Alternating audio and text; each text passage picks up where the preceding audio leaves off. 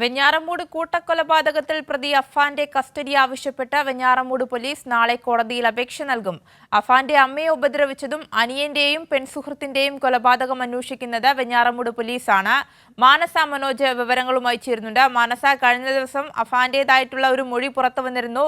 ഈ പെൺസുഹൃത്തിനെ കൊലപ്പെടുത്തിയത് വൈരാഗ്യം മൂലമാണ് എന്നുള്ളതായിരുന്നു പോലീസിന് നൽകിയ മൊഴി. ഇതുൾപ്പെടെയാണ് ഈ അന്വേഷണ സംഘം അന്വേഷിക്കുന്നത്. ഈ സാഹചര്യത്തിൽ നാളെ കസ്റ്റഡിയിൽ ആവശ്യപ്പെട്ട് കൂടുതൽ ചോദ്യം ചെയ്യലും അതുപോലെ തന്നെ തെളിവെടുപ്പിലേക്കും കടക്കാനുള്ള ഒരു സാഹചര്യമാണ് അന്വേഷണ സംഘത്തിന്റെ ഭാഗത്തുനിന്നുണ്ടാവുന്നത്.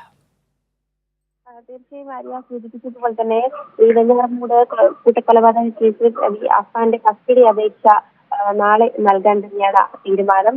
അഫാനെ കഴിഞ്ഞ ദിവസമാണ് ഈ പാങ്ങോട് പോലീസ് രജിസ്റ്റർ ചെയ്ത കേസിൽ തെളിവെടുപ്പുമായി എത്തിച്ചത്. തെളിവെടുപ്പിന് ഇടയിലാണ് ഇത്തരത്തിൽ ഞെട്ടിക്കുന്ന വിവരം കൂടി അഫാൻ പറയുന്നത്. അതിൽ പെൺസുഹൃത്തായ ഫർസാനെ കൊലപ്പെടുത്തിയത് വൈരാഗ്യം കാരണമാണെന്നും ഫർസാനയുടെ വൈരാഗ്യം ഉണ്ടായിരുന്നതായും അഫാൻ സമ്മതിക്കുന്ന ഒരു സ്ഥിതിയാണ് ഉണ്ടായത്. ഈ പണയം വെക്കാൻ നൽകിയ മാല തിരികെ ചോദിച്ചതായിരുന്നു വൈരാഗ്യത്തിന് കാരണമെന്നും മാല വീട്ടിലറിയാതെയാണ് ഫർസാന അഫാന് നൽകിയതെന്നും ഒപ്പം തന്നെ ഈ മാല അഫാന് നൽകിയ ശേഷം അവധി ദിവസങ്ങളിൽ പോലും ഫർസാനയ്ക്ക് ബസ് സ്റ്റാൻഡിലും മറ്റ് സ്ഥലങ്ങളിലും പോയി ഇരിക്കേണ്ടി വന്നു.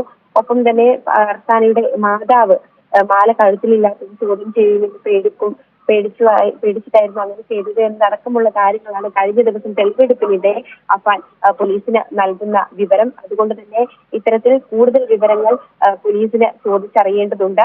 വീണ്ടും 3 കേസുകളാണ് അഫാനെതിരെ രജിസ്റ്റർ ചെയ്തിരിക്കുന്നത്. അതിൽ ആദ്യ കേസിന്റെ അങ്ങോട്ട് പോലീസ് സ്റ്റേഷനിൽ പിതൃ മാതാവിനെ കൊലപ്പെടുത്തിയ കേസാണ് കഴിഞ്ഞ ദിവസം കസ്റ്റഡി അപേക്ഷ നൽകുന്നത്. അതിലാണ് തെളിവെടുപ്പ് നടത്തിയത്. മറ്റ് 2 കേസുകൾ കൂടിയുണ്ട് വെഞ്ഞാറമൂട്. അതോടൊപ്പം തന്നെ ഈ കേസുകളിൽ തെളിവെടുപ്പും മറ്റു കാര്യങ്ങളും നടക്കേണ്ടതുണ്ട്. അതിനായുള്ള കസ്റ്റഡി അപേക്ഷയാണ് നാളെ നൽകുന്നത്. അഫാന്റെ അമ്മയെ ഉപദ്രവിച്ചതും അന്യന്റെയും പെൺസുഹൃത്തിന്റെയും കൊലപാതകം അന്വേഷിക്കുന്നത് വെഞ്ഞാറമൂട് പോലീസാണ്.